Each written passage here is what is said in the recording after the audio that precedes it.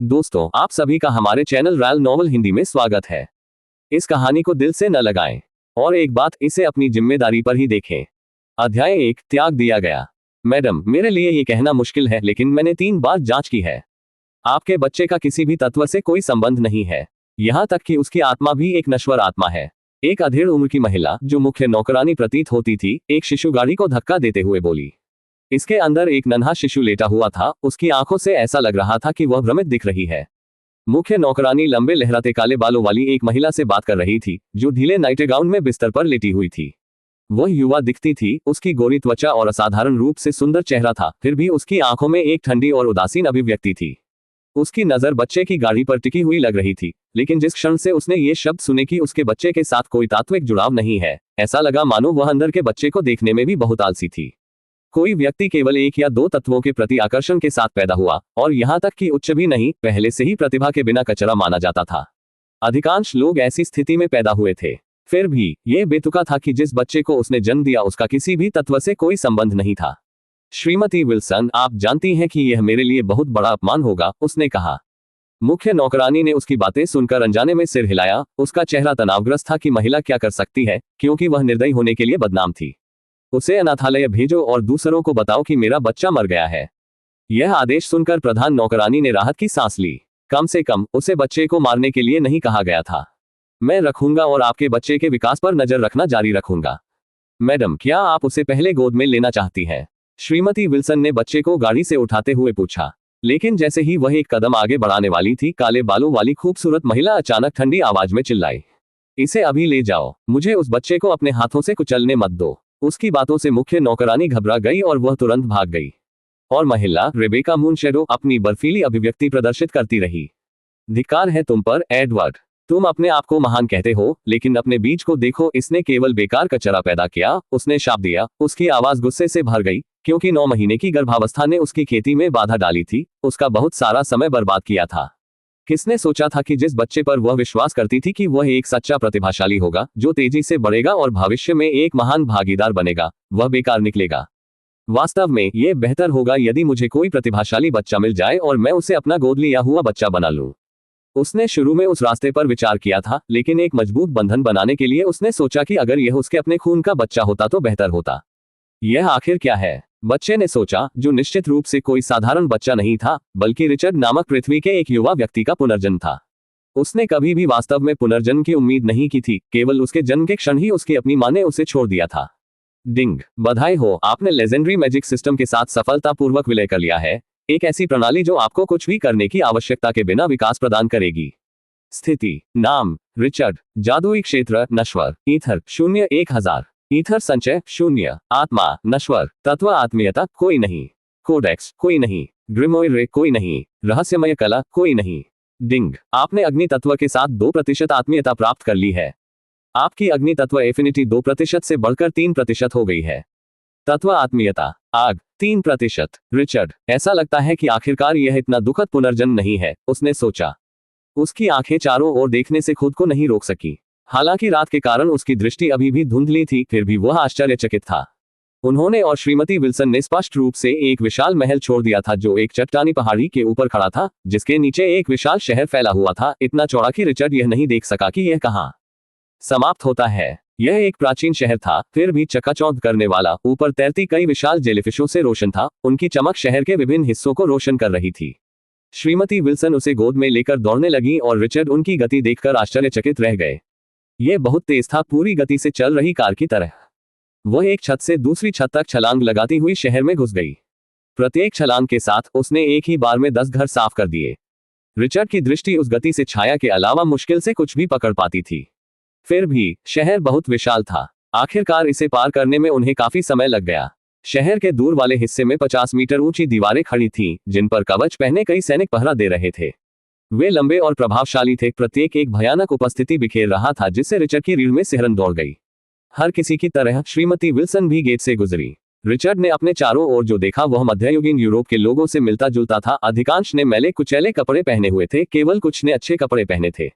शहर छोड़ने के बाद श्रीमती विल्सन अन्य लोगों के विपरीत, जो घोड़ा गाड़ी से यात्रा करती थी, फिर से सड़क के किनारे के जंगल में भाग गई।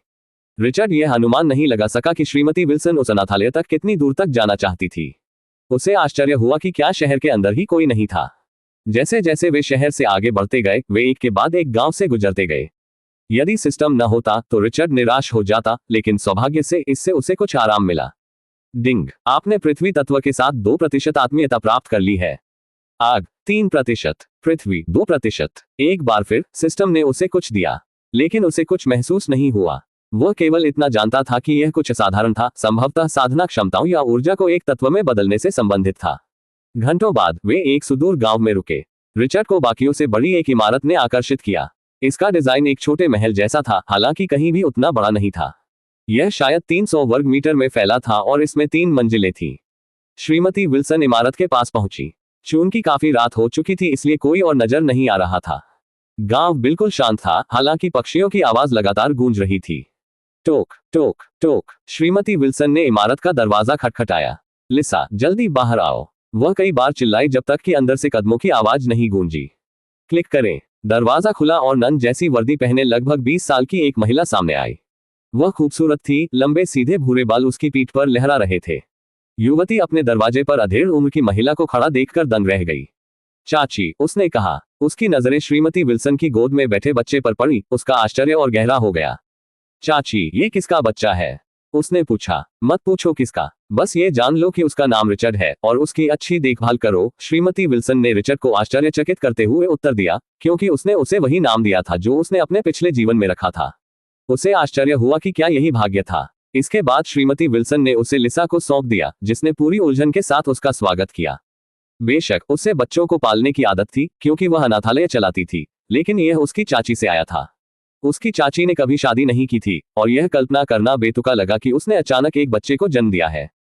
इसके अलावा वह एक महान घर की मुख्य नौकरानी थी। मुझे पता है कि आपका अनाथालय न्याय से भरा है, लेकिन आपको इस बच्चे के साथ दूसरों की तरह व्यवहार नहीं करना चाहिए। सुनिश्चित करें कि वह सबसे अच्छा खाना खाता है और बेहतरीन कपड़े पहनता है। बाद में मैं उसे जो चाहिए वह भी भेज दूंगी, श्रीमती विल्सन ने कहा। बहुत अच्छा, मैं अब जा रही हूं, उसने फिर से भागने से पहले कहा। रिचर्ड, जिसे अब एक युवा महिला ने पकड़ रखा था, को एक अजीब सा नुकसान महसूस हुआ। भले ही यह संक्षिप्त था, वह पहले से ही श्रीमती विल्सन का आदी हो चुका था और उसके साथ सुरक्षित महसूस करता था। और इस प्रकार इस अलग दुनिया में उनका नया जीवन शुरू हुआ।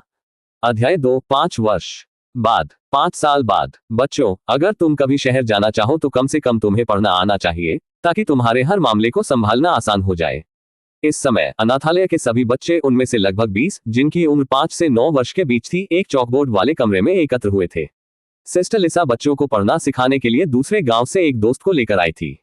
रिचर्ड उनमें से सबसे प्रतिभाशाली बच्चा बैठा था। उसके बाल अपनी मां की तरह काले थे, हालांकि बिखरे हुए थे, जबकि उसकी त्वचा पीली थी और उसकी विशेषताएं कुछ नाजुक थीं।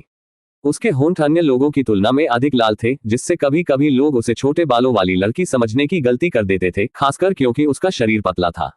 इस अनाथालय में सिस्टर लिसा की विशेष देखरेख में उनका अच्छा विकास हुआ। दूसरे बच्चों के साथ भी उनके रिश्ते खराब नहीं थे। निस्संदेह ऐसे लोग थे जो उसके प्रति शत्रुतापूर्ण थे, लेकिन उसने बहुत पहले ही उन्हें समर्पण करने पर मजबूर कर दिया था। इस अनाथालय में दूसरों को झुकाना मुश्किल नहीं था, इसमें केवल लड़ाई हुई। हालांकि वह एक साधारण इंसान ही था, कम से कम उसमें हर लड़ाई जीतने की बुद्धि तो थी। इस दुनिया के अक्षरों को पढ़ना सीखना पृथ्वी के अक्षरों से अलग, स्वाभाविक रूप से बहुत महत्वपूर्ण था, और उसने पाठ को ध्यान से सुना। यह अवसर बार बार नहीं मिलता था, क्योंकि बहन लिसा को अपनी सहेली से एक सप्ताह के लिए गांव में रहकर उनकी शिक्षिका के रूप में कार्य करने के लिए विनती करनी पड़ी, क्योंकि वह स्वयं अशिक्षित थी। अपने दोस्त से विनती करने का मुख्य कारण यह था कि रिचर्ड अक्सर उससे पूछता था कि वह पढ़ना कहां से सीख सकता है। पाठ की शुरुआत अक्षरों को एक एक करके याद करने से हुई। शिक्षक काफी सख्त थे, ये सुनिश्चित करते हुए कि प्रत्येक बच्चे को पात्र याद रहे। लेकिन रिचर्ड के लिए बस एक नजर, एक सुनवाई की आवश्यकता थी, और पत्र उसकी स्मृति में अंकित हो गए। बहन लिसा, ये सुनकर कि उसके सभी उत्तर सही थे, उसकी बुद्धिमत्ता से बहुत संतुष्ट हुई। पाठ 2 घंटे से अधिक समय तक चला और तभी समाप्त हुआ जब शिक्षिका स्वयं थक गई। रिचर्ड, मेरे साथ आओ, मेरे पास तुम्हारे लिए कुछ है, सिस्टर लिसा ने कक्षा से बाहर निकलते हुए कहा। यह सुनकर रिचर्ड तेजी से पीछे चला गया। बाकी बच्चे उसे ईर्ष्या से देखते थे। वे जानते थे कि वह अनाथालय के लिए विशेष था और वे शिकायत नहीं कर सकते थे। वह उनके प्रति दयालु था, और जो लोग उसके पास जाने की हिम्मत करते थे, उन्हें लंबे समय तक आज्ञाकारिता में पीटा गया था। सिस्टर लिसा, क्या ये श्रीमती विल्सन की डिलीवरी है? रिचर्ड ने उसका पीछा करते हुए पूछा। बेशक, श्रीमती विल्सन उसके विकास पर नजर रख रही थी। वह साल में शायद अधिकतम 2 बार ही आती थी, लेकिन वह उसके लिए बहुत सी चीजें भेजती थी, स्वादिष्ट भोजन, अच्छे कपड़ों से लेकर शहर की विभिन्न वस्तुओं तक। अक्सर वह इन बातों को दूसरे बच्चों के साथ साझा करता था, जिससे वे उसे और भी अधिक पसंद करने लगते थे। स्वाभाविक रूप से श्रीमती विल्सन ने कभी अपनी मां का उल्लेख नहीं किया। उसने कभी भी उसे उसकी पृष्ठभूमि नहीं बताई, स्पष्ट रूप से उसका इरादा इसे छिपाए रखने का था, भले ही वह सच्चाई जानती थी। हाँ, और इस बार उसने जो भेजा है वह कुछ खास लग रहा है, सिस्टर लिसा ने मुस्कुराते हुए उत्तर दिया।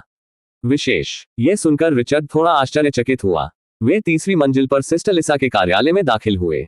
ये रहा। सिस्टर लिसा ने अपनी मेज से लकड़ी का एक छोटा संदूक उठाते हुए कहा। यह क्या है? रिचर्ड चौंका। संदूक को उच्च गुणवत्ता वाली लकड़ी से तैयार किया गया था, फूलों के पैटर्न के साथ नक्काशी की गई थी और एक ताले से सुरक्षित किया गया था। आप इसे खोल सकते हैं। ये रही चाबी। सिस्टर लिसा ने उसे एक छोटी सी चाबी सौंपी। प्रतीक्षा करने के लिए उत्सुक रिचर्ड ने तुरंत ताला खोला और उसे खोला। अंदर एक चांदी का हार था जिसमें एक तारे के आकार का पेंडेंट था, जो हल्के नीले रत्न से बना था। आश्चर्यजनक रूप से इसने एक फीकी, ठंडी नीली चमक बिखेरी। मेरी, ये बहुत सुंदर है। सिस्टर लिसा तुरंत मोहित हो गई। उन्होंने कहा, नहीं, यह कोई साधारण हार नहीं है। यह एक जादुई कलाकृति है, कूलन पेंडेंट। वह और अधिक बारीकी से जांच करने के लिए लगभग उसके पास पहुंच गई, लेकिन उसकी हिम्मत नहीं हुई। रिचर्ड, ये शहर की एक महंगी जादुई कलाकृति है। यदि आप इसे गर्मियों के दौरान पहनते हैं तो यह आपको ठंडा रखेगी, बहन लिसा ने समझाया। उसकी बातें सुनकर रिचर्ड की आंखें चौड़ी हो गईं। उसने तुरंत हार उठाया और पहन लिया। जादू कुछ ऐसा जिसे वह सीखना चाहता था, लेकिन अभी तक छू नहीं पाया था। पर्पल रोज गांव में कोई जादूगर नहीं थे और उनके बारे में जानकारी भी कम थी। उसने जो देखा था उसके अनुसार ग्रामीणों के पास अपनी सारी बचत से शहर से खरीदी गई एक जादुई कलाकृति थी। प्रभाव अलग अलग थे, लेकिन अधिकांश दैनिक जीवन में मदद करने के लिए व्यवहारिक चीजें थीं, जैसे कि कूलन पेंडेंट या वार्मिंग पेंडेंट, या यहां तक कि रात में घरों को रोशन करने के लिए प्रकाश कलाकृतियां। जब रिचर्ड ने कूलन पेंडेंट पहना तो उसे तुरंत ठंडक महसूस हुई, जैसे कि वह किसी एयर कंडीशनर से घिरा हुआ हो। रिचर्ड, तुम्हें इस हार को गुप्त रखना चाहिए। ये यहाँ सुरक्षित लग सकता है, लेकिन अगर गांव वालों को इसका पता चला तो मुझे डर है कि कुछ लोग इसे चुराने की कोशिश कर सकते हैं, सिस्टर लिसा ने चेतावनी दी। मम्मा, रिचर्ड ने सिर हिलाया। दीदी, मैं पहले अपने कमरे में जाऊंगा, उसने कहा। आगे बढ़ो, सिस्टर लिसा ने प्यार से कहा और उसे जाने दिया। रिचर्ड का कमरा तीसरी मंजिल पर था, सिस्टर लिसा के कार्यालय से ज्यादा दूर नहीं। उस तक पहुंचने में केवल कुछ ही कदम लगे। इस अनाथालय में जब कोई बच्चा अकेले सोने के लिए बड़ा हो जाता था तो उन्हें अपना कमरा दे दिया जाता था। अनाथालय केवल 20 बच्चों के लिए काफी बड़ा था। सच तो यह है कि माता पिता के लिए अपने बच्चों को इतने सुदूर अनाथालय में छोड़ना दुर्लभ था। जब कोई बच्चा 10 साल का हो जाता है तो उन्हें बाहर जाने और काम ढूंढने की अनुमति दे दी जाती है। लगभग सभी अनाथ बच्चों ने उस उम्र में पहुंचने के बाद काम करना चुना। इस दुनिया में यह असामान्य नहीं था। बच्चे कम उम्र में ही काम करने लगे और शादियां जल्दी हो गईं। अपने कमरे के अंदर रिचर्ड दर्पण के सामने बैठ गया, अपनी गर्दन पर हार को बहुत देर तक घूरता रहा और यह निष्कर्ष निकालने से पहले कि उसे अभी भी इसके बारे में कुछ भी समझ नहीं आया है। स्थिति, नाम रिचर्ड, जादुई क्षेत्र नश्वर, ईथर 0-1000, ईथर संचय 0, शरीर नश्वर, तत्व आत्मीयता आग 78%, पृथ्वी 77%, अंधेरा 74%, रक्त 73%, छाया 71%, बिजली 70%, लोहा 69%, लहर 69%, कोडेक्स कोई नहीं, ग्रिमोire कोई नहीं, रहस्यमय कला कोई नहीं। 5 साल बाद उनकी यही स्थिति थी। किसी भी प्रकार की तात्विक समानता न होने के कारण अब उसके पास बहुत से लोग हैं जिनमें से प्रत्येक उल्लेखनीय रूप से उच्च स्तर पर है। सिस्टम ने लगभग प्रतिदिन उसकी मित्रताएं बढ़ानी जारी रखी। फिर भी वह अभी भी उनका वास्तविक उपयोग नहीं जानता था, क्योंकि वह उनके कारण मजबूत नहीं हुआ था। उसका जादुई क्षेत्र अभी भी नश्वर था और ईथर इस दुनिया की ऊर्जा कभी नहीं बढ़ी थी। उन्हें संदेह था कि यह कोडेक्स ग्रिमोire और आर्केन आर्ट से संबंधित था। दुर्भाग्य से अब भी वह नहीं जानता था कि वे क्या थे, उन्हें कैसे प्राप्त किया जाए इसकी तो बात ही छोड़िए। ऐसा लगता था कि सिस्टम ने केवल उसकी समानताएं बढ़ाई, लेकिन उसे वे चीजें प्रदान नहीं की। उन्हें स्वयं हासिल करना होगा। आखिरकार तत्व स्वाभाविक रूप से हर किसी के भीतर मौजूद थे। ऐसा ही हुआ कि अधिकांश का जन्म 0% आत्मीयता के साथ हुआ था, ठीक वैसे ही जैसे वह जन्म के समय था। अध्याय 3 पढ़ें। रिचर्ड ने वायलेट रोज विलेज में अपने दिन हमेशा की तरह बिताए। 1 सप्ताह के अध्ययन के बाद उन्होंने इस दुनिया के अक्षरों पर पूरी तरह से महारत हासिल कर ली थी, यहाँ तक कि जब भी शिक्षिका खाली होती थी तो वे उनसे निजी तौर पर मिलने के लिए समय निकालते थे। सोमवार की सुबह बच्चे असामान्य रूप से उत्साहित थे। आज वे नाश्ते में तला हुआ चिकन खा रहे थे, एक ग्रामीण के दान के कारण जिसने हाल ही में बहुत सारी मुर्गियां काट ली थीं। रिचर्ड के लिए चिकन एक दुर्लभ व्यंजन था। अधिकांश समय वो केवल मछली खाता था, इसलिए वह दूसरों की तरह ही प्रसन्न रहता था। रिचर्ड, हम आज मछली पकड़ने जा रहे हैं, आना चाहते हैं? एक सुनहरे बालों वाले लड़के से पूछा, जो दिखने में उसके बाद दूसरा था। लड़का दुबला पतला भी था, फिर भी उसकी ताकत बच्चों में मशहूर थी। यदि रिचर्ड की चतुर चाल नहीं होती तो वह निश्चित रूप से उसके खिलाफ किसी भी लड़ाई में हार जाता। इस लड़के का नाम ऑगस्ट था, वह जो कभी उसका सबसे बड़ा प्रतिद्वंद्वी था, लेकिन अतीत में पूरी तरह से आघात सहने के बाद अब उसने उसके सामने समर्पण कर दिया था। मछली पकड़ने के बारे में सुनकर रिचर्ड का मन स्वाभाविक रूप से ललचाया।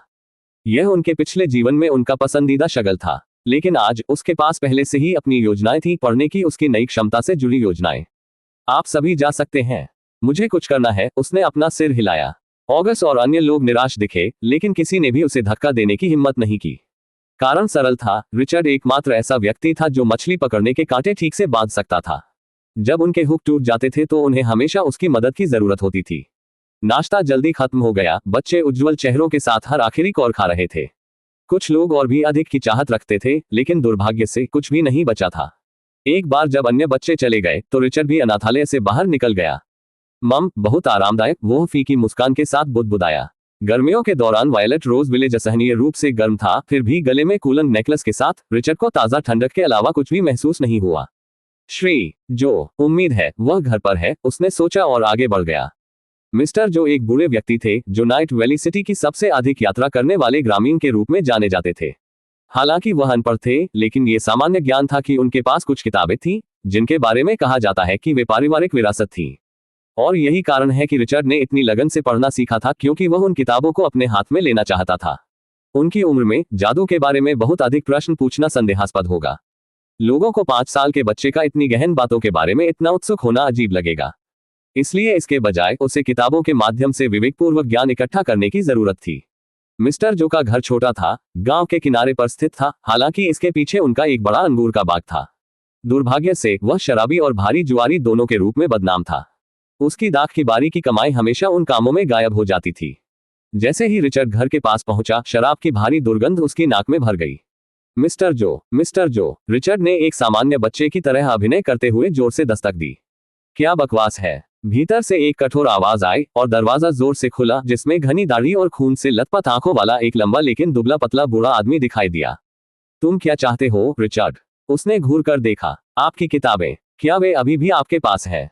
मैं उन्हें पढ़ना चाहता हूं, रिचर्ड ने बिना किसी हिचकिचाहट के उत्तर दिया। आप पढ़ सकते हैं। मिस्टर जो ने सदमे में अपनी भौहें ऊपर उठाई। मैं कर सकता हूं। सिस्टर लिसा पिछले सप्ताह हमारे लिए एक शिक्षक लेकर आई थी और मैं सीख रहा हूं। रिचर्ड ने सिर हिलाया। हाँ, मेरे साथ मजाक मत करो। मैंने 3 साल तक सीखने की कोशिश की और अभी भी एक शब्द भी नहीं पढ़ सका। और आप मुझसे उम्मीद करते हैं कि मैं विश्वास कर लूं कि आपने एक ही सप्ताह में इसमें महारत हासिल कर ली। आप किसे मूर्ख बनाने की कोशिश कर रहे हैं? रिचर्ड, मानो या न मानो, मिस्टर जो, लेकिन क्या आप मुझे अपनी किताबें उधार देंगे? या इससे भी बेहतर, उन्हें मुझे ही क्यों न दे दें? वे एक संदूक में बैठकर बर्बाद हो गई हैं, रिचर्ड ने कहा।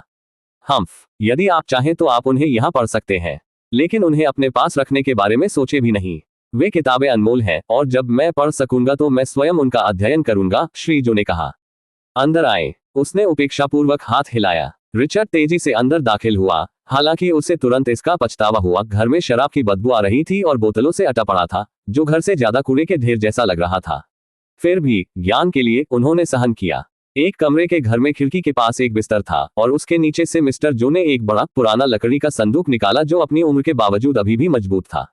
टकराना, उसने उसे खोल दिया, जिससे धूल का एक बादल हवा में उड़ गया। अंदर कई अजीब वस्तुएं पड़ी थीं, जिनमें धातु के जंग प्रतिरोधी स्क्रैप और अजीब काले छल्ले शामिल थे। लेकिन जिस चीज ने रिचर्ड का ध्यान सबसे ज्यादा खींचा, वो सबसे नीचे की 3 किताबें थीं, 2 मोटी और एक पतली। मोटी किताबों में एक ही कवर डिजाइन था, द्वीपों से घिरे महाद्वीप का एक नक्शा, संभवतः खंड 1 और 2। लेकिन रिचर्ड का ध्यान उस पतली किताब की ओर आकर्षित हुआ। इसके कवर पर सूरज के नीचे दहाड़ते हुए अजगर की छवि थी।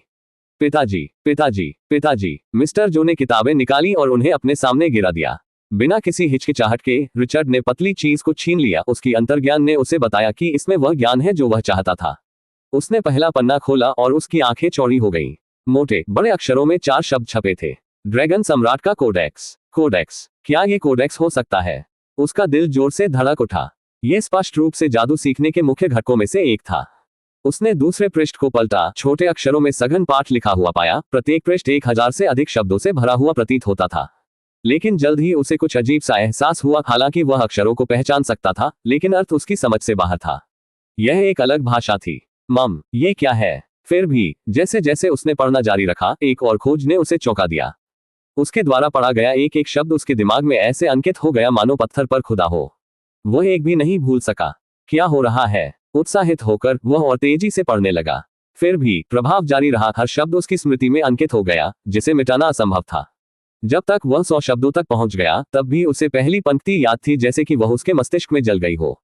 इस रहस्यमय घटना ने उसके दिल को प्रत्याशा से धड़कने पर मजबूर कर दिया। निश्चय ही यह कोई साधारण पुस्तक नहीं थी। भाषा न समझ पाने के बावजूद उन्होंने पेज दर पेज लगातार पढ़ा। ऐसा लग रहा था कि प्रत्येक शब्द में ऐसे रहस्य छुपे हुए हैं जो खुलने की प्रतीक्षा कर रहे हैं। और जब वह अंतिम पृष्ठ 10वें पर पहुंचा तो कुछ असाधारण घटित हुआ। डिंग, आपने ड्रैगन सम्राट का कोडेक्स प्राप्त कर लिया है। कोडेक्स, ड्रैगन सम्राट का कोडेक्स 0%। ड्रैगन सम्राट के कोडेक्स से सहज रहस्यमय कला। ड्रैगन की दहाड़ बंद। ड्रैगन के पंख बंद। Dragon transformation lock. Ding, dragon emperor के कोडेक्स पर आपकी महारत 0% 1% से बढ़ गई है। डिंग, महारत 1% से बढ़ी 2%। डिंग, महारत 2% 3% से बढ़ी। कोडेक्स, ड्रैगन सम्राट का कोडेक्स 3%। अध्याय 4 कहानी। रिचर्ड को हमेशा आश्चर्य होता था कि कोडेक्स, ग्रिमोयर और आर्केन आर्ट वास्तव में क्या है। भले ही उसने कोडेक्स प्राप्त कर लिया था, इसका मतलब यह नहीं था कि वह इसे तुरंत समझ गया। फिर भी जिस क्षण सिस्टम ने ड्रैगन एम्परर के कोडेक्स में उसकी महारत को 3% तक बढ़ा दिया, उसे अचानक एहसास हुआ। उन्होंने पाया कि कोडेक्स ईथर को अवशोषित करने की एक विधि है, जादू का सार, एक जादूगर की शक्ति का स्रोत। इसमें कम से कम 10% महारत हासिल करें और उसके बाद ही कोई ईथर को अवशोषित करना शुरू कर सकता है। दुनिया में अनगिनत संहिताएं थीं, लेकिन वे 2 मुख्य श्रेणियों में विभाजित थीं। पहली सामान्य श्रेणी थी, जो स्वयं ताकत और गुणवत्ता के विभिन्न स्तरों में विभाजित थी। ग्रेड जितना ऊंचा होगा, ईथर उतना ही अधिक शक्तिशाली हो सकता है। हालांकि प्रशिक्षण की कठिनाई भी तेजी से बढ़ जाएगी। जहां तक ईथर की बात है, ये 4 स्तरों में मौजूद था। टियर 1 सफेद चमक रहा था, टियर 2 हल्का नीला था, टियर 3 जले हुए बैंगनी रंग का था और टियर 4 सोने की तरह चमक रहा था। प्रत्येक रैंक अपने से पहले वाले से आगे निकल गई, लेकिन टियर 4 इतना दुर्लभ था कि इसके बारे में केवल मिथकों में बात की गई थी। जीवित स्मृति में किसी ने भी इसे कभी नहीं देखा था। संहिताओं की दूसरी श्रेणी अभी भी बहुत दुर्लभ थी। इनमें न केवल किसी को टियर 3 ईथर को अवशोषित करने की अनुमति दी गई, बल्कि इसमें अद्वितीय जन्मजात रहस्यमय कलाएं, शक्तिशाली तकनीकें सीधे उनकी संरचना में शामिल थीं। उदाहरण के लिए ड्रैगन सम्राट का कोडेक्स, इसमें 3 जन्मजात रहस्यमय कलाएं थीं। ड्रैगन की दहाड़ कोडेक्स की 30% महारत पर अनलॉक। ड्रैगन के पंख 50% पर अनलॉक। ड्रैगन ट्रांसफॉर्मेशन केवल 100% पर अनलॉक। ड्रैगन से बंधा एक कोडेक्स, इसका मतलब केवल महानता ही हो सकता है। इस दुनिया में भी ड्रैगन को जीवित किंवदंतियां माना जाता था। मिस्टर जो के सीने में पड़ी धूल भरी पुरानी किताब ऐसी कैसे हो सकती है जिसने ड्रैगन बनने की शक्ति प्रदान की? रिचर्ड की नजर उस बूढ़े शराबी की ओर गई। संदेह चमक रहा था। शायद उनके पूर्वज कभी असाधारण व्यक्ति थे। तुम क्या घूर रहे हो? ऐसा दिखावा मत करो कि तुम सच में पढ़ रहे हो, बूढ़े ने बड़बड़ाते हुए उसकी ओर देखा। रिचर्ड ने उत्तर देने की जहमत नहीं उठाई। वह ऐसे शब्दों के बारे में नहीं सोच सका जो समझा सके। तो अब मैं समझ गया कि कोडेक्स क्या है, लेकिन ग्रिमोयर के बारे में क्या? और तात्विक आत्मीयता, रहस्यमय कलाएं, कम से कम अब कोई रहस्य नहीं थी। वे कौशल थे, बिल्कुल सरल। Ding, codex of the dragon emperor में आपकी महारत 3% से बढ़कर 4% हो गई है। Codex of the dragon emperor में आपकी महारत 4% से बढ़कर 5% हो गई है। कोडेक्स, ड्रैगन सम्राट का कोडेक्स 5%। ये फिर से उठ खड़ा हुआ। रिचर्ड की आंखें चौड़ी हो गईं। उनकी कोई भी मौलिक समानता एक ही दिन में 5 गुना तक नहीं बढ़ी थी। फिर भी इस कोडेक्स को प्राप्त करने के बाद से उनकी महारत बढ़ रही थी। यह अच्छा है। यदि यह जल्द ही 10% तक पहुंच जाता है तो मेरा शरीर अंततः ईथर को अवशोषित करने में सक्षम हो जाएगा। उन्हें यकीन था कि सिस्टम इस प्रक्रिया में उनकी सहायता करेगा, लेकिन केवल एक बार यह संभव हो गया। अभी के लिए यह उसके शरीर की सीमा से परे था। कम से कम 10% निपुणता के बिना ईथर को अवशोषित करना असंभव था। अन्यथा उसका ईथर या यहां तक कि उसकी खेती का दायरा बहुत पहले ही बढ़ गया होता। शायद अन्य पुस्तकें मुझे और अधिक बताएंगी। रिचर्ड ने मोटी किताबों में से एक को उठाया और पहले पन्ने पर पलटा। ड्रैगन नाइट की कहानी। उसे संदेह था कि यह एक कहानी है, लेकिन जिज्ञासा ने उसे फिर भी पढ़ने के लिए प्रेरित किया। दूसरे पृष्ठ पर एक चित्रण ने उनका स्वागत किया। ड्रैगन स्केल कवच पहने एक विशाल व्यक्ति मारे गए राक्षसों के पहाड़ के बीच खड़ा था। काले ड्रैगन के पंख उसकी पीठ पर फैले हुए थे। तीसरे पन्ने पर कहानी शुरू हुई। एक दूरदराज के गांव का एक लड़का जिसने एक अजगर का सामना किया और उससे जादू सीखा। पृथ्वी पर ऐसी कहानी शुद्ध कल्पना होगी, लेकिन यहाँ अलौकिक शक्ति से भरी इस दुनिया में रिचर्ड इसे इतनी आसानी से खारिज नहीं कर सका। लड़के ने केवल भाग्य से नहीं बल्कि अपनी प्रतिभा के कारण ड्रैगन से सीखा। विनाश, बिजली और अंधेरे के तत्वों के प्रति उनकी आत्मीयता आश्चर्यजनक रूप से 90% तक पहुंच गई, जिससे उन्हें अपने ईथर को इन तत्वों में उनके शुद्धतम रूप में प्रसारित करने की अनुमति मिली। आखिरकार रिचर्ड को तात्विक आत्मीयता का सही अर्थ समझ में आया। ये ईथर को एक चुने हुए तत्व में परिवर्तित करने की जन्मजात क्षमता थी, और आत्मीयता जितनी अधिक होगी वह तत्व उतना ही मजबूत हो जाएगा। जिसके पास जितनी अधिक समानताएं होंगी उसकी शक्ति का शस्त्रागार उतना ही व्यापक होगा। कहानी जारी रही, जिसमें बताया गया कि कैसे लड़के ने इन 3 तत्वों का उपयोग करके इतिहास के सबसे मजबूत ग्रिमोयर्स में से एक बनाया। रिचर्ड को पता चला कि ग्रिमोयर्स जादू के पवित्र स्मारक हैं, जो स्वयं मैगी द्वारा बनाए गए थे। वे उच्च पद के लिए थे, उन लोगों के लिए जो केवल अपने रास्ते से ही आगे बढ़ सकते थे। निम्न श्रेणी के मैगी को ऐसी चीजों की कोई आवश्यकता नहीं थी। वैसे भी उनके लिए इसे बनाना असंभव था। उनके लिए रहस्यमय कलाएं युद्ध तकनीक के रूप में पर्याप्त थी। जितनी अधिक रहस्यमयी कलाओं में उन्होंने महारत हासिल की, एक दिन अपनी खुद की ग्रिमोयर बनाने की संभावना उतनी ही अधिक हो गई, क्योंकि रहस्यमयी कलाओं ने उनकी नींव और प्रेरणा के रूप में काम किया। रिचर्ड ने कहानी और ज्ञान के अंश दोनों को आत्मसात करते हुए थोड़ा और पढ़ा। वह संतुष्ट था, हालांकि ड्रैगन नाइट के कारनामों के बारे में जिज्ञासा बनी हुई थी।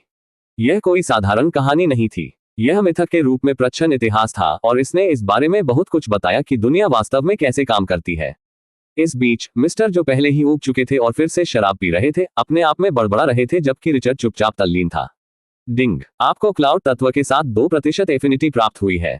रिचर्ड ने पलकें झपकाई। एक नया तत्व फिर से। ऐसा पहले भी कई बार हो चुका था कि उसे अब कोई उत्तेजना महसूस नहीं होती थी।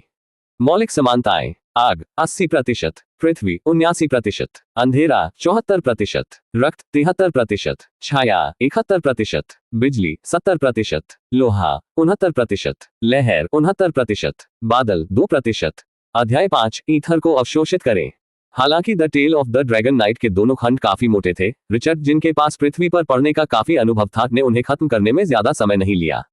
जब वह अंतिम पृष्ठ पर पहुंचा तब तक दोपहर हो चुकी थी। यहाँ तक कि उन्होंने बिना ध्यान दिए दोपहर का भोजन भी छोड़ दिया था, और उन्हें इस बात का पछतावा था कि दोनों किताबें अधूरी थीं, ज्यादा से ज्यादा कहानी के बीच तक ही पहुंच पाई। मिस्टर, जो काफी देर तक सो चुके थे, उनके पैर खिड़की की चौखट पर टिके हुए थे। रिचर्ड उसे जगाने की जहमत नहीं उठा सकता था। उसने सावधानी से किताबें वापस संदूक में रख दी और चुपचाप बूढ़े आदमी के घर से निकल गया। अनाथालय में वापस आकर उसने तुरंत खुद को अपने कमरे में बंद कर लिया। ड्रैगन सम्राट का कोडेक्स, ये कुछ ऐसा था जिसे वह सिस्टम पर निर्भर हुए बिना अपने दम पर विकसित कर सकता था। इसे प्रशिक्षित करने के लिए विशेष इशारों की आवश्यकता नहीं थी, इसके रहस्यों को समझने के लिए केवल ध्यान की आवश्यकता थी। जितना अधिक उसने समझा, कोडेक्स पर उसकी महारत उतनी ही अधिक हो गई। लेकिन जैसे ही उसने कोशिश की, उसे तुरंत एहसास हुआ कि यह कितना कठिन था। थोड़ी देर बाद ही उसे तेज चक्कर आ गया। तो जादुई शक्ति हासिल करना वास्तव में आसान नहीं है, उसने सोचा। क्या ऐसा इसलिए है क्योंकि मेरी आत्मा केवल एक नश्वर आत्मा है? आत्मा कोई ऐसी चीज नहीं थी जिसे कोई सीधे तौर पर प्रशिक्षित कर सके। फिर भी इसने कोडेक्स और आर्कनाट्स दोनों को समझने की उनकी क्षमता को स्पष्ट रूप से प्रभावित किया। कई असफल प्रयासों और बढ़ते सिरदर्द के बाद रिचर्ड ने हार मान ली। अभी के लिए वह धीरे धीरे ड्रैगन सम्राट के कोडेक्स में अपनी महारत बढ़ाने के लिए सिस्टम पर भरोसा करेगा। उन्हें यह स्वीकार करना पड़ा, इस मार्ग में उनके पास अधिक जन्मजात प्रतिभा नहीं थी। योजक चिन्ह, योजक चिन्ह, योजक चिन्ह। दिन बीतते गए। प्रत्येक दिन सिस्टम ने क्लाउड एलिमेंट के प्रति उसकी रुचि के साथ साथ उसकी कोडेक्स महारत को 1% तक बढ़ा दिया। रिचर्ड ने मछली पकड़ने में समय बिताया, घंटों को चुपचाप बीत जाने दिया। 5 दिन बाद जब वह हाथ में बांस की मछली पकड़ने वाली छड़ी लेकर एक गहरी झील के किनारे बैठा था, वह अधिसूचना जिसका वह इंतजार कर रहा था आखिरकार आ गई। साथ ही उसकी क्लाउड एफिनिटी में एक और वृद्धि हुई। क्लाउड एलिमेंट के साथ आपकी आत्मीयता 6% 7% से बढ़ गई है। ड्रैगन सम्राट के कोडेक्स में आपकी महारत 9% 10% से बढ़ गई है। तत्व आत्मीयता। बादल 7%, कोडेक्स। ड्रैगन सम्राट का कोडेक्स 10%। मैं इसे महसूस कर सकता हूँ। रिचर्ड खुद को जोर से बोलने से नहीं रोक सका। जब उसकी कोडेक्स निपुणता अंततः 10% तक पहुंच गई, तो उसे अपने चारों ओर कुछ अदृश्य महसूस हुआ, जैसे हवा जिसमें वह सांस ले सकता था। बिना किसी संदेह के यह ईथर था। रिचर्ड, क्या गलत है? तुम्हें क्या लगता है? अगस्त ने पास से पूछा। लेकिन रिचर्ड ने कोई जवाब नहीं दिया। वह पूरी तरह से अंदर की ओर केंद्रित था। अपने दिमाग से वह ईथर को, यहां तक कि T3 ईथर को भी अवशोषित करने का प्रयास कर सकता था। बस, यह कोई आसान बात नहीं है। ईथर को अपने शरीर में खींचने के लिए उसे अपने दिमाग पर जोर डालने की जरूरत थी। 10% महारत तो न्यूनतम थी। सच्ची सहजता केवल उच्च निपुणता के साथ आएगी। फिर भी डिंग, आपका ईथर 0 1 से बढ़ गया है। आपका ईथर 1 2 से बढ़ गया है। आपका ईथर 2 3 से बढ़ गया है। ... आपका ईथर 9 10 से बढ़ गया है। जैसा कि रिचर्ड ने उम्मीद की थी, सिस्टम अब उसके भंडार का विस्तार कर सकता है जब उसका शरीर अवशोषण में सक्षम हो जाएगा। ईथर 1010 ग्रेटर दैन जोड़ 1 0। ईथर संचय 10 3 ग्रेटर दैन। जब उसका ईथर डेटा स्थानांतरित हुआ तो रिचर्ड को वास्तव में अपने शरीर के भीतर कुछ हलचल महसूस हुई, एक रहस्यमय शक्ति जो अब पूरी तरह से उसकी थी। बस उस अजीब शक्ति के अपने अंदर निवास करने से वह अपनी शारीरिक शक्ति को बढ़ता हुआ महसूस कर सकता था। रिचर्ड चुपचाप पीछे हट गया जब तक कि उसका शरीर एक पेड़ के पास नहीं था, ये सुनिश्चित करते हुए कि अन्य बच्चे उस पर ध्यान न दें। क्या ये? उसने अपनी हथेली को देखा जहां एक छोटा बैंगनी गोला दिखाई दिया। यह उसके शरीर के भीतर मौजूद ईथर में से एक था। जैसे ही उसने इसे देखा, उसे एहसास हुआ कि यह किसी भी तत्व में बदल सकता है जो उसकी आत्मीयता के साथ प्रतिध्वनित होता है। जब उसने आग के बारे में सोचा तो ईथर तुरंत उसकी मुट्ठी के आकार की लौ में बदल गया, जिसमें बैंगनी रंग की रेखाएं थी। ये ईथर से कहीं अधिक बड़ा था, फिर भी भीषण गर्मी ने उसे कोई नुकसान नहीं पहुंचाया, हालांकि वह स्पष्ट रूप से महसूस कर सकता था कि यह कितना तीव्र था। लौ गायब होने से पहले केवल एक क्षण तक ही टिकी रही। यह सहन नहीं हो सका क्योंकि एक भी ईथर इतनी आग को झेलने के लिए बहुत छोटा था। वह ईथर खो गया था, लेकिन कुछ ही सेकंड बाद उसके शरीर के भीतर एक नया ईथर उभरा। ऐसा इसलिए था क्योंकि उसके शरीर में पहले से ही ईथर को संग्रहित करने की नींव थी। जब भी ये कम हो जाता, ताजा ईथर सचेतन अवशोषण की आवश्यकता के बिना आसानी से उसके अंदर प्रवाहित हो जाता। सच तो यह है कि ईथर को अवशोषित करना उसके शरीर की इसे धारण करने की क्षमता को बढ़ाने का प्रयास था। हालांकि अब उसके पास 10 ईथर थे, फिर भी उसे एहसास हुआ कि वह केवल एक को ही नियंत्रित कर सकता है। अन्य 9 को आदेश देना उसके लिए बहुत कठिन था। वह समझ गया कि यह स्वाभाविक है क्योंकि ईथर विल के बिना वह अपने भीतर ईथर का लगभग 10% ही उपयोग कर सकता था। आज के बाद सिस्टम शायद धीमा हो जाएगा। 1000 तक पहुंचने में लंबा समय लग सकता है, लेकिन ये ठीक है। अभी तो मैं जवान हूं। निस्संदेह मुझे कम से कम इस संबंध में अपना प्रयास करना चाहिए, भले ही यह कठिन हो, उसने सोचा। छप छप छप छप। अचानक उसकी मछली पकड़ने की डोरी में जोर से झटका लगा। बांस की छड़ी तेजी से झुक गई। रिचर्ड अपने पैरों पर खड़ा हो गया और अपनी पूरी ताकत से पीछे की ओर खींच गया। झील से एक विशाल चांदी सफेद मछली निकली, लगभग उसके शरीर के आकार की, जिससे अन्य बच्चों में हलचल मच गई। रिचर्ड, ये बहुत बड़ा है, अगस्त तेजी से चिल्लाया। उसने अपनी छड़ी छोड़ दी, जिससे रिचर्ड को थ्रैशिंग कैच को अंदर की ओर खींचने में मदद मिली, क्योंकि वह हुक से छूट गया था। एक लड़के ने उत्साह से कहा, यह हम सभी को खिलाने के लिए पर्याप्त है। हाँ, आइए सिस्टर लिसा को इसे रात के खाने के लिए भूनने दें, और हम कल ताजी रोटी के लिए छोटी रोटी बेच सकते हैं। झील का किनारा हंसी और जयकारों से भर गया। रिचर्ड मंद मंद मुस्कुराया, संतुष्टि उसे बैंगनी आग की तुलना में अधिक गर्म कर रही थी। अध्याय 6 परीक्षण। आज रात अनाथालय के बच्चों ने रोटी और भुनी हुई मछली खाई। मांस इतना प्रचुर था कि उनमें से प्रत्येक को भरपूर मात्रा में हिस्सा मिला।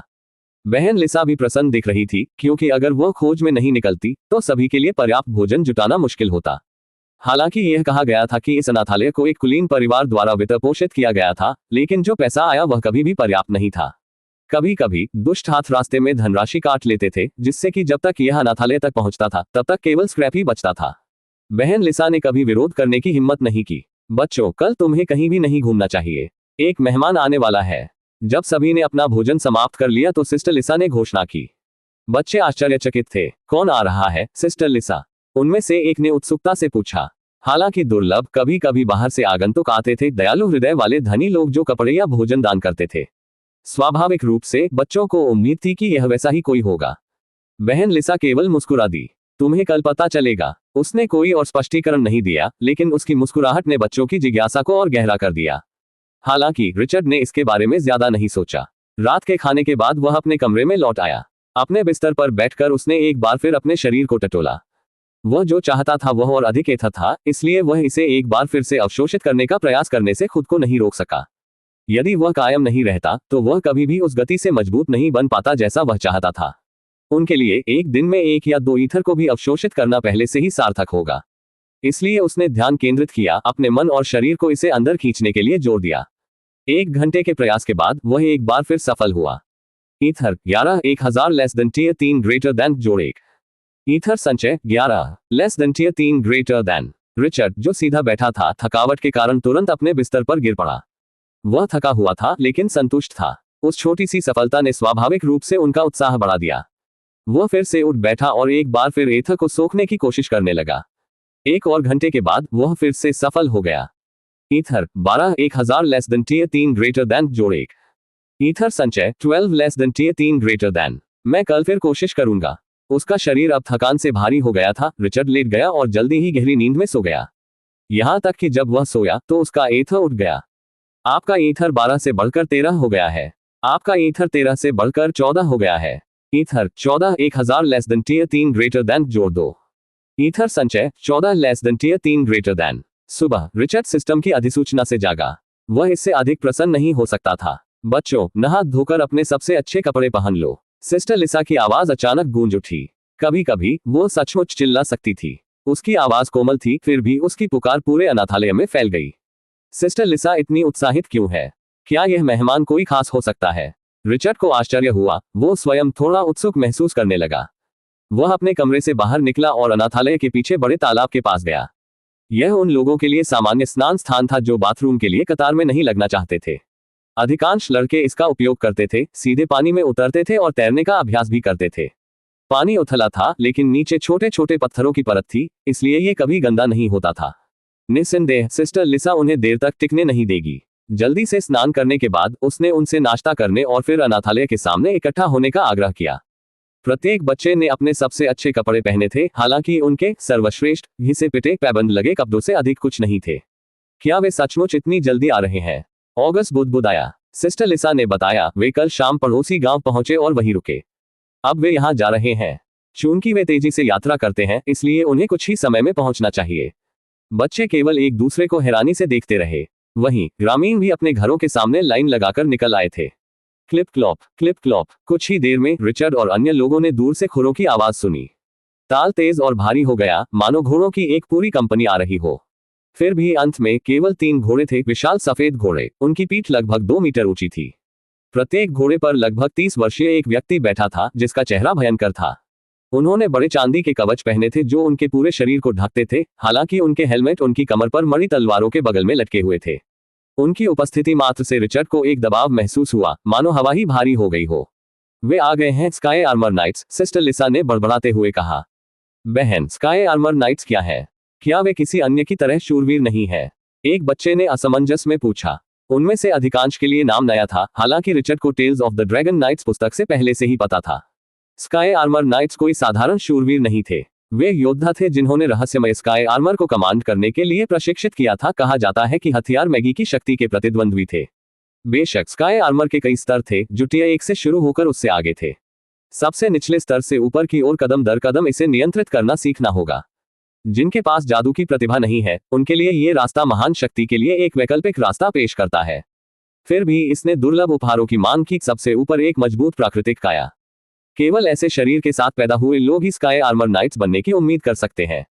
रिचर्ड को सटीक प्रशिक्षण विधियों का पता नहीं था, लेकिन स्वाभाविक रूप से वह अब उत्सुक था कि ऐसे लोग उसकी आंखों के सामने आए थे। शूरवीर सीधे अनाथालय की ओर चल पड़े। लिसा, बीच में बैठे व्यक्ति ने अपनी गंभीर अभिव्यक्ति के बावजूद उसका गर्मजोशी से स्वागत किया।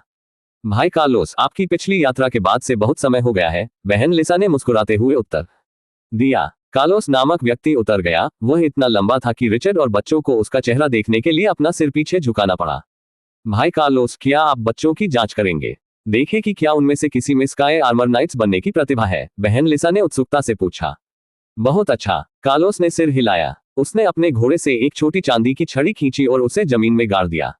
हम पता लगाएंगे कि क्या यहाँ कोई प्रतिभा है।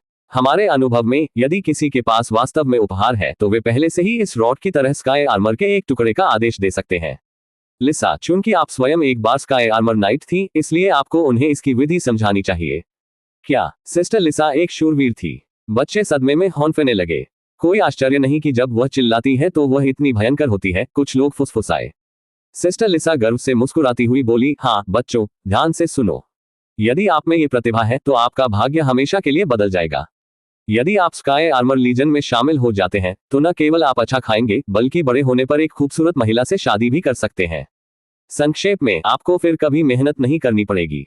उसकी बातों ने उनके दिलों में आग जला दी। लेकिन फिर उन्होंने कहा, बहुत उत्साहित मत होइए। पिछली बार जब हमने परीक्षण किया था, तो एक भी सफल नहीं हुआ था। बच्चे चुप हो गए। क्या आपको लगता है कि यह इतना आसान है? केवल कुछ खास लोग ही ऐसा कर सकते हैं। अब आइए शुरू करें। विधि सरल है, छड़ी के सामने खड़े हो जाएं, इसे अपने एक हिस्से के रूप में कल्पना करें, फिर इसे अपने दिमाग से हिलाने की कोशिश करें जैसे कि यह आपका अपना हाथ हो। पहले मुझे कोशिश करने दो। बड़े लड़कों में से एक उत्सुकता से आगे बढ़ा। बहन लिसा ने उसे आगे बढ़ने का इशारा किया। वह छड़ी के सामने खड़ा था, उसकी आंखें एकाग्रचित होकर झपक रही थी। अन्य लोग प्रत्याशा में देखते रहे लेकिन कुछ नहीं हुआ। आप हार गए। सिस्टर लिसा ने तुरंत उसे एक तरफ खींच लिया। अगला, उसने दूसरे लड़के की ओर इशारा किया जो इस बार छोटा था। घबराकर उसने कोशिश की और असफल हो गया। एक एक करके उन्होंने प्रयास किया लेकिन परिणाम वही रहे। बहन लिसा अपनी निराशा छिपा नहीं सकी। आखिरकार रिचर्ड की बारी आई। वह आखिरी नहीं था क्योंकि कई लोग अभी भी इंतजार कर रहे थे और आपस में कानाफूसी कर रहे थे। रिचर्ड आश्वस्त नहीं था लेकिन वह आगे बढ़ा और निर्देशानुसार किया। उसने सोचा कि अगर वह सफल हुआ तो उसे तुरंत पता चल जाएगा, लेकिन सच्चाई ये थी कि ऐसा बिल्कुल भी नहीं लगा। उसे छड़ से कोई संबंध महसूस नहीं हुआ, न ही वह हिली। लेकिन दूसरों के विपरीत वह हतोत्साहित नहीं हुआ। वह शांति से पीछे हट गया। अगला ऑगस्ट था जो उत्साह से भरा हुआ था। रिचर्ड देखने के अलावा कुछ नहीं कर सका। वह अच्छी तरह जानता था कि ऑगस्ट शारीरिक रूप से कितना मजबूत था। अपने अंदर एक वयस्क दिमाग के बिना रिचर्ड स्वयं कभी भी लड़ाई में उसे सर्वश्रेष्ठ नहीं दे पाता। नतीजे ने सभी को चौंका दिया। जैसे ही ऑगस्ट चांदी की छड़ के सामने खड़ा हुआ, वह जमीन से ऊपर उठी और सीधे उसकी ओर तैरने लगी। यहां तक कि स्काई आर्मर नाइट्स भी इस पर विश्वास नहीं कर पा रहे थे और अपनी आंखें मल रहे थे। क्या यह असली है? एक फुसफुसाया। उच्च स्तरीय प्रतिभा, दूसरे ने उत्तर दिया। हम इतने सारे गांवों से गुजरे हैं और एक भी प्रतिभाशाली व्यक्ति नहीं मिला, और अब ऐसी प्रतिभा सामने आई है। कमांडर हमें अच्छा इनाम देगा। हे भगवान, बहन लिसा लगभग चिल्ला उठी। क्या मैं सफल हुआ? ऑगस्ट ने लापरवाही से पूछा, जैसे कि यह कुछ भी नहीं था। लड़का कार्लोस आगे बढ़ा, उसे एक बड़े हाथ से उठाया। लड़का, क्या तुम हमारे साथ आओगे? ऑगस्ट ने झिझकते हुए फिर पूछा, क्या तुम सचमुच मुझे हर दिन स्वादिष्ट भोजन दोगे? बेशक, बिना किसी सवाल के, कार्लोस ने तुरंत उत्तर दिया। किसी भी बच्चे की तरह ऑगस्ट भी भोजन के वादे से तुरंत प्रभावित हो गया। ठीक है, मैं तुम्हारे साथ चलूंगा, उसने सिस्टर लिसा की ओर देखते हुए कहा, जिसने उसे उसकी पसंद का पालन करने के लिए स्वीकृति दी। अध्याय 7। कोई। उसी दिन ऑगस्ट ने अनाथालय छोड़ दिया, ये शपथ लेते हुए कि वह बड़ी सफलता हासिल करेगा और दूसरों से वादा किया कि वह भविष्य में उनकी मदद करने के लिए वापस आएगा। रिचर्ड ने उनकी बातों को गंभीरता से नहीं लिया। उनका मानना था कि एक बार जब लड़का बड़ा हो जाएगा तो वह संभवतः अपना अतीत भूल जाएगा। रिचर्ड के लिए अनाथालय में जीवन हमेशा की तरह चल रहा था। वह अपने खाली समय में लगभग हर दिन एथर का सेवन करता रहा। पता ही नहीं चला, 2 साल बीत गए और वह अब 7 साल का हो गया था। योजक चिन्ह, योजक चिन्ह, योजक चिन्ह। स्थिति, नाम रिचर्ड। जादुई क्षेत्र नश्वर। Ether 850 1000 less than tier 3 greater than. Ether संचय 850 less than tier 3 greater than. आत्मा नश्वर। तत्व आत्मीयता। आग 90%। पृथ्वी 90%। अंधेरा 90%। रक्त 90%। छाया 90%। गरज 90%। लोहा 90%। लहर 79%। बादल 57%। कोडेक्स। ड्रैगन सम्राट का कोडेक्स 23%। ड्रैगन सम्राट के कोडेक्स से सहज रहस्यमय कला। ड्रैगन की दहाड़ बंद। ड्रैगन के पंख बंद। ड्रैगन परिवर्तन बंद। ग्रिमोयर रे कोई नहीं। रहस्यमय कला कोई नहीं। योजक चिन्ह, योजक चिन्ह, योजक चिन्ह। पिछले 2 वर्षों में उनकी प्रगति उतनी अच्छी नहीं थी जितनी उन्होंने आशा की थी, क्योंकि उन्हें शुरू में विश्वास था कि उनका एथर अब तक 1000 तक पहुंच गया होगा। दुर्भाग्य से सिस्टम ने अपने संवर्धन को विभाजित कर दिया था। केवल अपने ईथर पर ध्यान केंद्रित करने के बजाय इसने बार बार उसकी मौलिक समानताएं बढ़ा दी। उनमें से लगभग सभी अब 90% तक पहुंच चुके थे। रिचर्ड अनिश्चित थे कि एक तत्व 90% तक पहुंचने के बाद सिस्टम ने अपना संवर्धन क्यों बंद कर दिया। फिर भी ड्रैगन नाइट की कहानियों के अनुसार 90% को पहले से ही शिखर माना जाता था। उनके द्वारा गढ़ा गया प्रत्येक तत्व असाधारण रूप से शुद्ध था, अपनी तरह का चरम था। अपने कमरे में रिचर्ड घंटों ध्यान के बाद अधिक ईथर को अवशोषित करके खुली आंखों से बैठा था। अब उसके भीतर 850 एथर के साथ अंतर स्वाभाविक रूप से उस समय की तुलना में बहुत अधिक था जब उसके पास केवल 14 थे। फिर भी वह अकेला ही जानता था कि वह वास्तव में कितना मजबूत था, भले ही वह अपने 850 एथर में से केवल 85 को ही नियंत्रित कर सका। 1000 अंक तक पहुंचने के विचार से उनकी आशा बढ़ गई। एथर विल के दायरे में आगे बढ़ने के लिए यह मुख्य आवश्यकता थी, जहां उसका शरीर अपनी इच्छा स्वयं बनाएगा, जिससे उसे एथर के प्रत्येक कण पर पूर्ण नियंत्रण मिल जाएगा। उस समय उसकी ताकत 10 गुना बढ़ जाएगी। मुझे अब इन दीवारों से आगे बढ़ने के बारे में चिंता करने की जरूरत नहीं होगी, उसने सोचा। इतने समय में उसने एक बार भी गांव नहीं छोड़ा था। सबसे पहले वह संतुष्ट था। लेकिन जैसे जैसे वह बड़ा हुआ, परे की दुनिया के बारे में उसकी जिज्ञासा और गहरी होती गई, जिससे वह बेचैन हो गया। फ्यू, उसने धीरे से सांस छोड़ी, अपने पैरों पर खड़ा हुआ और अपने कमरे से बाहर चला गया। पिछले 2 वर्षों से उन्होंने अपना अधिकांश समय घर के अंदर ही बिताया है। कई बार तो उन्होंने लंच या डिनर भी छोड़ दिया। कोई भी वास्तव में नहीं जानता था कि उसके साथ क्या गलत हुआ था। फिर भी जब भी वह उभरता था, हमेशा प्रसन्नचित्त दिखाई देता था, इसलिए कोई भी ये दावा नहीं कर सकता था कि वह परेशान था। हालांकि आज रिचर्ड ने फैसला किया कि वह अपने थके हुए मन को शांत करने के लिए मछली पकड़ने जाएगा। लगातार प्रशिक्षण ने उसे मानसिक रूप से थका दिया था। अब उसके पास जो ताकत थी, उसके साथ वह इतना आश्वस्त था कि वह गांव के बाहरी इलाके से भी आगे बढ़ सकता था, नदी के ऊपरी हिस्से की ओर, जो एक विशाल जंगल की सीमा पर था। कुछ ग्रामीणों ने उस रास्ते पर चलने की हिम्मत की, और वहां कोई निश्चित रास्ते नहीं थे। अक्सर आगे बढ़ने से पहले उसे लंबी घास काटनी पड़ती थी या निचली शाखाओं को काटना पड़ता था। आखिरकार वह केवल 10 मीटर ऊंचे एक पेड़ के पास रुका, लेकिन उसका तना इतना मोटा था कि वह लड़के को बौना बना रहा था। पेड़ से कुछ ही दूरी पर पानी में बड़े बड़े छींटे उठे, जिससे उसे संदेह हुआ कि बड़ी मछलियां वहां बहुतायत में तैर रही थी। आराम से बैठते हुए रिचर्ड को गर्मी से कोई असुविधा महसूस नहीं हुई, क्योंकि उसने अभी भी अपना कूलन नेकलेस पहना था, जो इतने वर्षों के बाद भी सही स्थिति में था। नदी में अपना चारा डालकर वह संतुष्ट होकर पीछे की ओर झुक गया। उनके लिए इंतजार करना भी मनोरंजन का ही एक रूप था, कभी उबाऊ नहीं। लेकिन लाइन में पटकने के कुछ देर बाद ही उसकी आंखें सदमे से फैल गईं। एक आकृति धारा के प्रवाह के साथ नदी की ओर बह रही थी।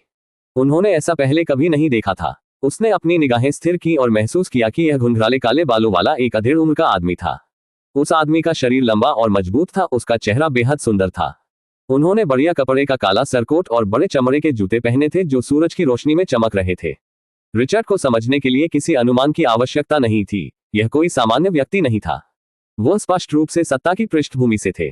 वह बेहोश लग रहा है, लेकिन वह निश्चित रूप से अभी भी जीवित है। रिचर्ड ने उसके सीने में लगातार वृद्धि और गिरावट को देखते हुए सोचा। सचमुच उस आदमी की सांसें शांत थीं, मानो वह केवल सो रहा हो। रिचर्ड झिझक रहा था, अनिश्चित था कि उसे नदी में गोता लगाना चाहिए या नहीं।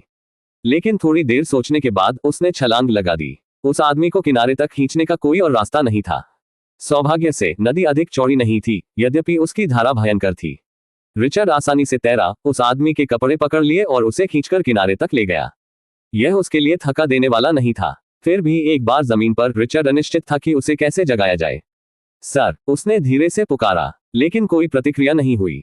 वह आदमी सचमुच बेहोश था। रिचर्ड को आश्चर्य हुआ कि उसे जागने में कितना समय लगेगा। उसे गांव वापस ले जाना असंभव था। शायद वह कुछ ही घंटों में जाग जाएगा। यदि नहीं, तो मैं उसे यहीं छोड़ दूंगा, रिचर्ड ने मछली पकड़ने पर लौटने से पहले सोचा। उसने वैसे भी देर दोपहर तक रुकने की योजना बनाई, वह इंतजार कर सकता था। यहाँ वह जो चाहे करने के लिए स्वतंत्र था। जब भूख लगती थी तो उसे केवल पकड़ी गई मछली को भूनने की जरूरत होती थी। मम्मा, वह गंध क्या है? स्वादिष्ट। अचानक आए आवाज ने उसे बहुत चौंका दिया। उसका सिर उस अधेड़ उम्र के व्यक्ति की ओर झुक गया, जो अभी भी जमीन पर पड़ा हुआ था। उसकी नाक हिल गई, उसके होंठ खुल गए, हालांकि उसकी आंखें बंद रहीं। सर, रिचर्ड ने फिर से फोन किया, ये सोचकर कि क्या वह जाग रहा है। भुनी हुई मछली की सुगंध ने उसे उत्तेजित कर दिया होगा। लेकिन जब उस आदमी ने कोई जवाब नहीं दिया तो रिचर्ड का चेहरा बिगड़ गया। अगर मैं ये कोशिश करूं तो क्या होगा? उसके मन में एक विचार आया। उसने मछली का एक पका हुआ टुकड़ा उठाया और उस आदमी की नाक के नीचे रख दिया। तुरंत उस आदमी ने तेजी से सांस ली।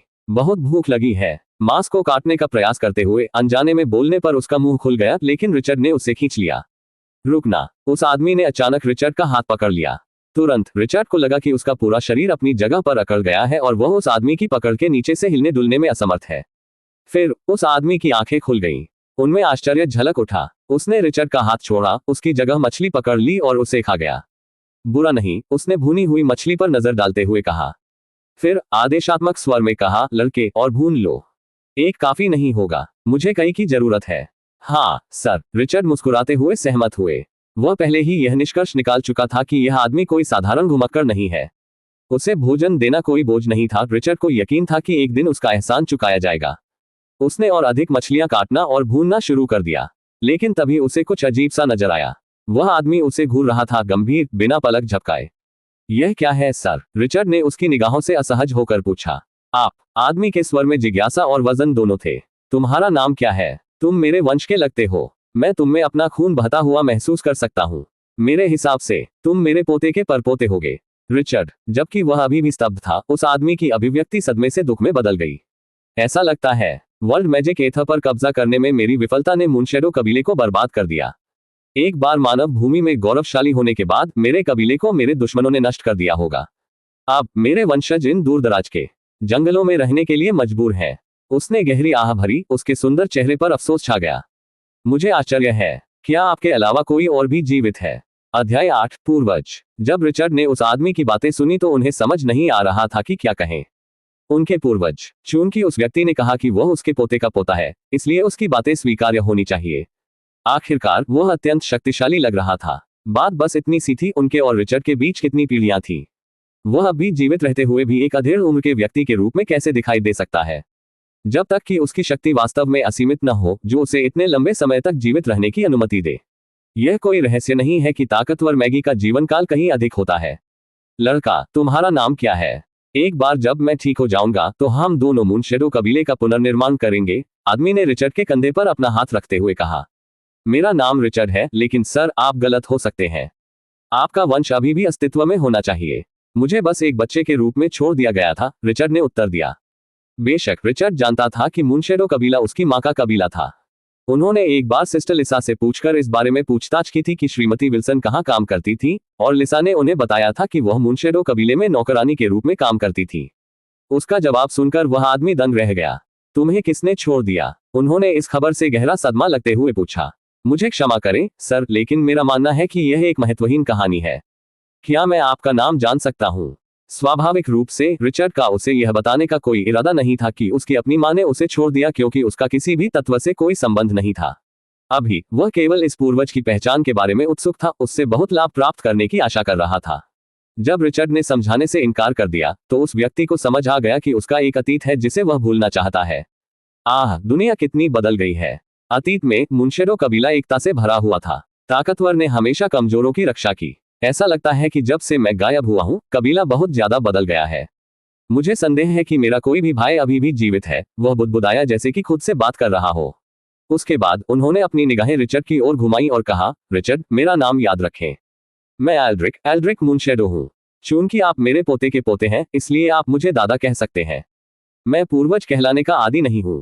दादाजी। रिचर्ड ने अजीबता की परवाह नहीं की और उसके करीब आने के लिए उसे सीधे दादा कहकर संबोधित किया।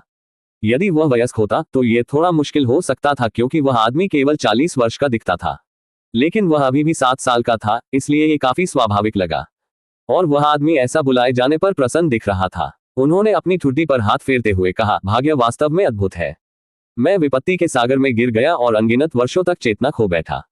अप्रत्याशित रूप से मैं अपनी मातृभूमि मानव भूमि पर वापस चला गया और जागने के बाद मैं अपने वंशज से मिला।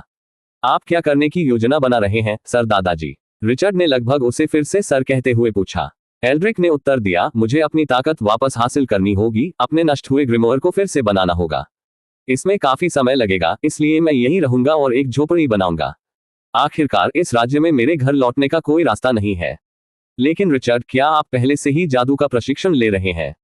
मैं समझ सकता हूं कि आपके पास पहले से ही एथ है, यहां तक कि 3 एथ भी। उन्होंने रिचर्ड को और करीब से देखते हुए कहा। उसकी शेष शक्ति बहुत कम थी, फिर भी रिचर्ड को दबाने के लिए पर्याप्त थी, लेकिन केवल उसकी ताकत को महसूस करने में ही सक्षम थी। मम्मा, हाँ, मैंने पढ़ना सीखा और फिर जादू सीखा, रिचर्ड ने उत्तर दिया।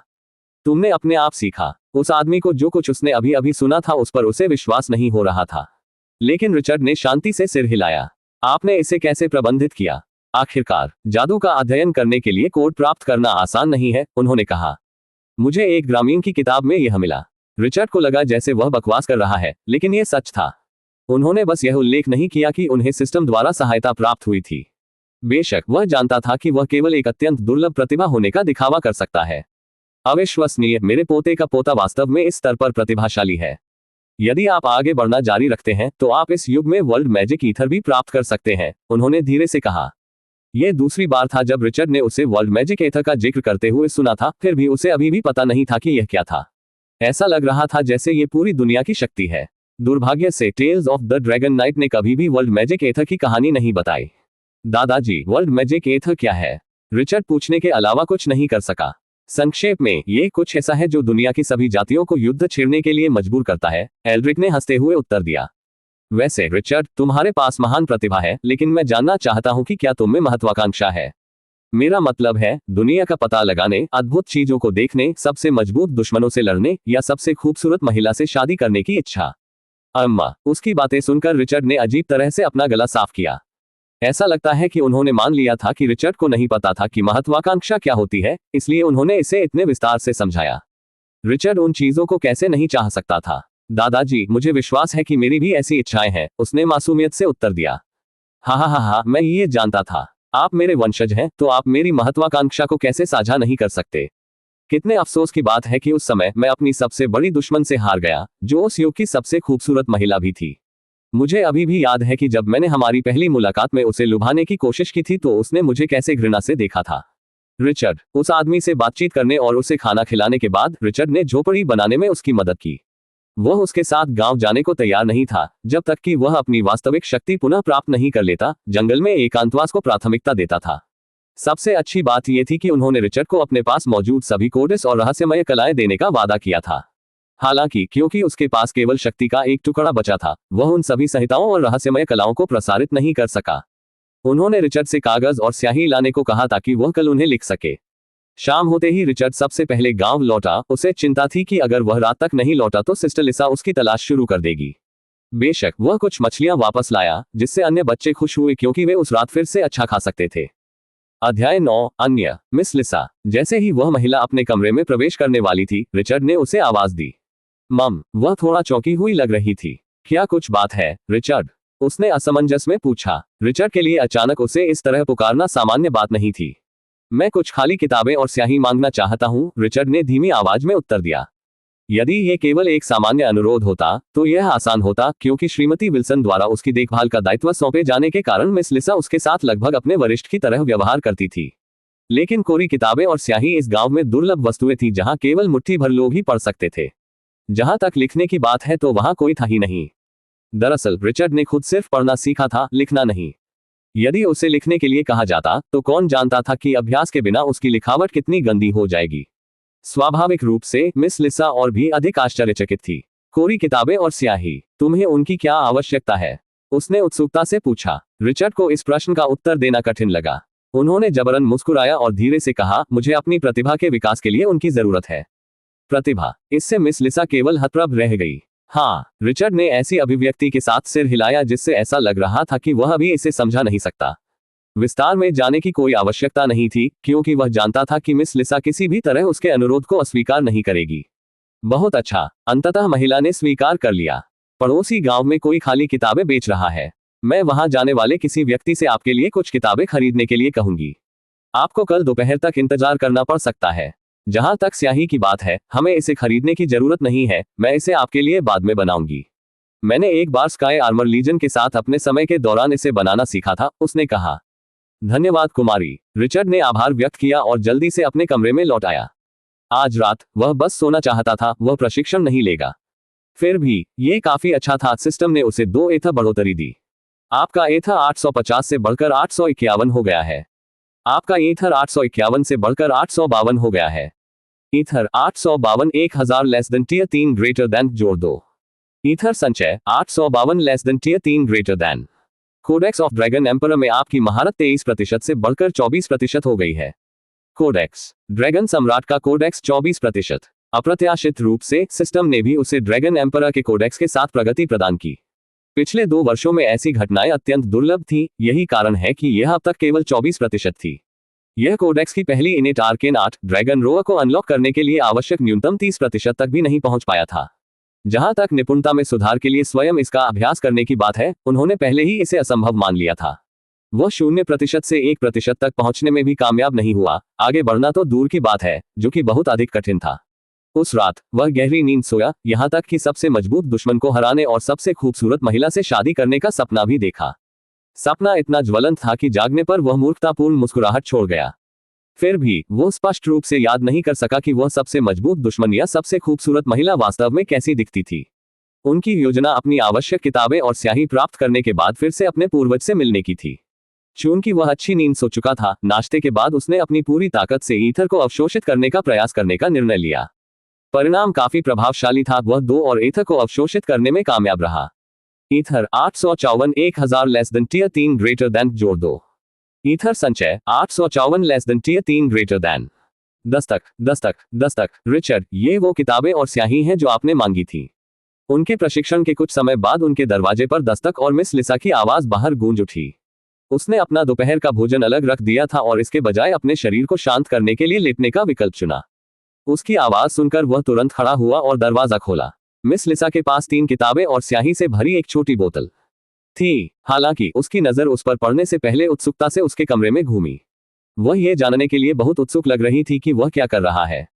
दुर्भाग्य से उसके कमरे के अंदर कोई अजीब संकेत नहीं थे। अगर ये कोई और बच्चा होता तो वो उनसे जरूर पूछताछ करती, लेकिन चूंकि वह शुरू से ही उसे असामान्य मानती थी, इसलिए उसने उसके प्रति उतावलेपन से पेश आने की हिम्मत नहीं की।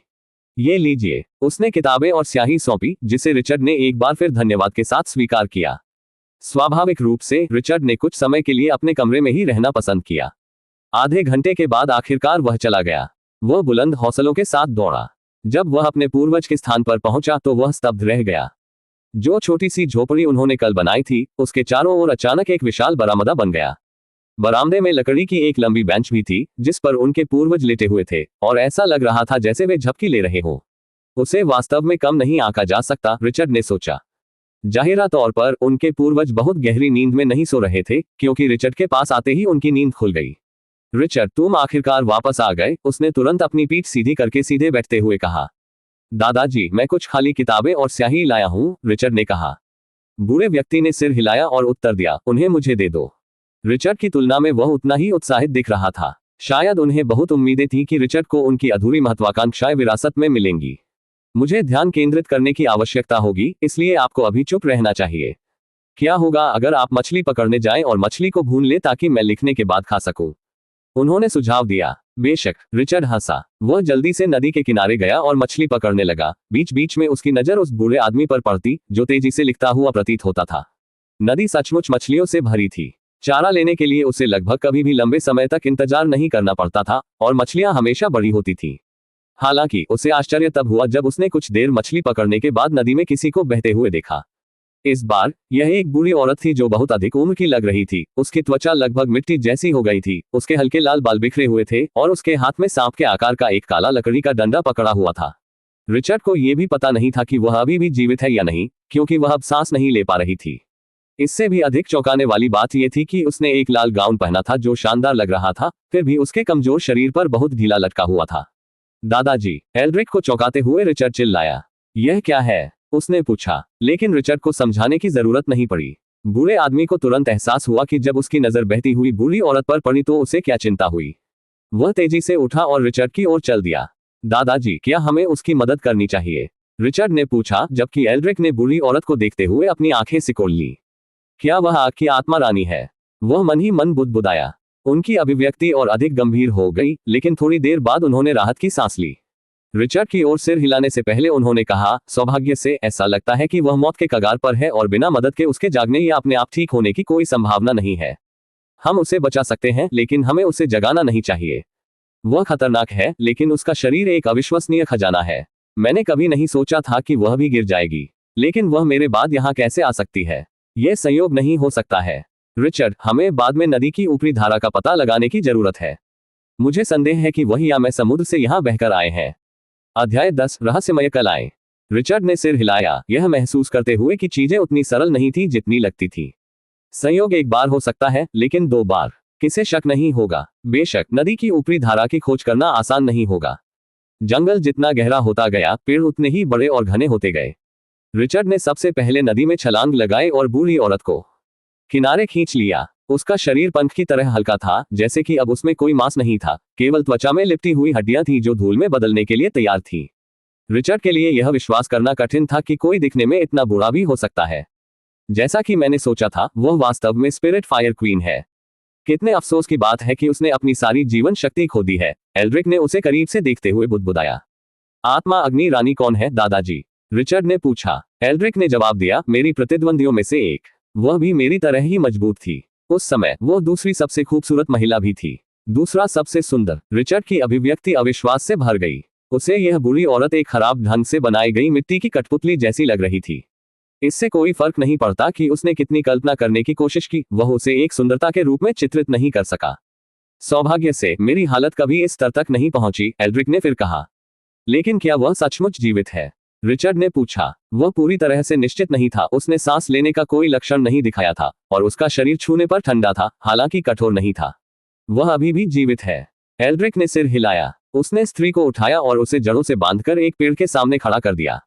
एल्ड्रिक ने समझाया, उसे अभी यहीं छोड़ दो। अगर वह इसी अवस्था में मर भी जाए तो भी उसका शरीर कभी सड़ेगा नहीं। रिचर्ड आधा आश्वस्त आधा शंकित था, लेकिन यह ऐसा कुछ नहीं था जिस पर वह टिप्पणी कर सके। एल्ड्रिक ने कहा, मैंने अभी तक लिखना समाप्त नहीं किया है, इसलिए आपको अभी भी इंतजार करना होगा।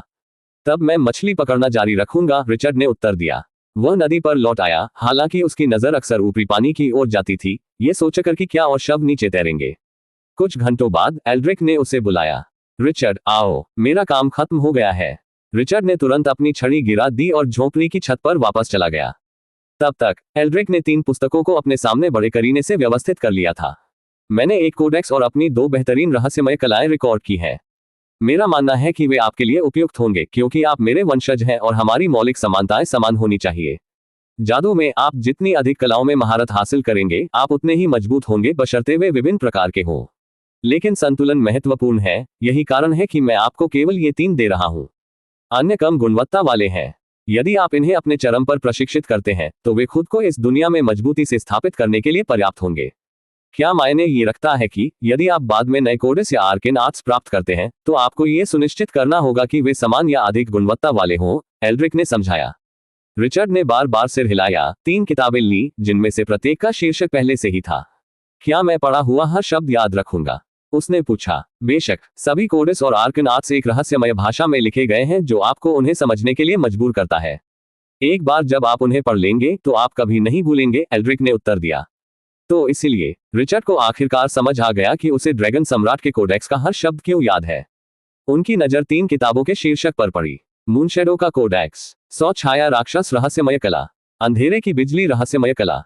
अगर मैं इन्हें जोड़ दूं तो सिस्टम को मुझे और भी अधिक संवर्धन देना चाहिए, उसने सोचा। ड्रैगन सम्राट का कोडेक्स प्राप्त करने के बाद से ही उन्होंने इस पैटर्न पर ध्यान दिया था। सिस्टम ने उसे अधिक बार वृद्धि प्रदान की थी, प्रतिदिन औसतन 2 अंक। इससे पहले अक्सर ऐसे दिन होते थे जब कोई वृद्धि नहीं होती थी। स्पष्टतः सिस्टम उसकी प्रगति को धीमा करने का प्रयास नहीं कर रहा था। यदि विकास दर समान रहती, जबकि महारत हासिल करने वाली चीजों की संख्या में वृद्धि होती, तो उसका विकास अनिवार्य रूप से धीमा हो जाता। रिचर्ड ने मूनशैडो का कोडेक्स खोला। पहले पन्ने पर एक विवरण था। मूनशैडो का कोडेक्स, एक कोडेक्स जो आपको टियर 3 एथर को अवशोषित करने की अनुमति देता है। इसमें एक इनेट आर्कन 8 मूनशैडो कवच है, जो इस कोडेक्स के 50% में महारत हासिल करने के बाद प्रयोग करने योग्य हो जाता है। जितना अधिक आप इसमें महारत हासिल करेंगे, छाया के साथ आपकी आत्मीयता उतनी ही अधिक बढ़ेगी, संभावित रूप से 90% से अधिक। रिचर्ड ने आश्चर्य से पलकें झपकाईं, फिर एल्ड्रिक की ओर मुड़ा। दादाजी, यदि किसी की तात्विक समानता 90% से अधिक हो जाए तो क्या होगा? 90% का मतलब था कि कोई तत्व चरम शुद्धता तक पहुंच गया है, लेकिन उससे आगे। यहां तक कि सिस्टम ने 90% तक पहुंचने पर उसकी मौलिक समानता को बढ़ाना बंद कर दिया था।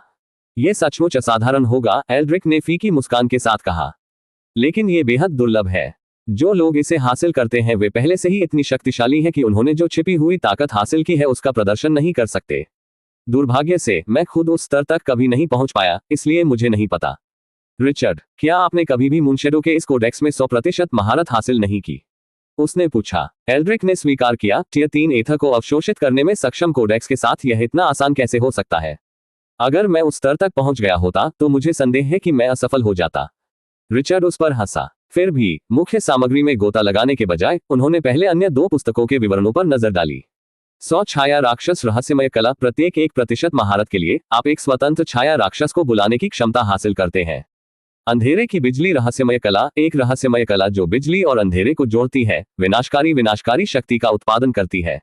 यह आपकी छाया शक्तियों के साथ पूरी तरह से संयोजन कर सकती है, जिससे उन्हें बिजली और अंधेरे दोनों की विनाशकारी शक्ति मिलती है।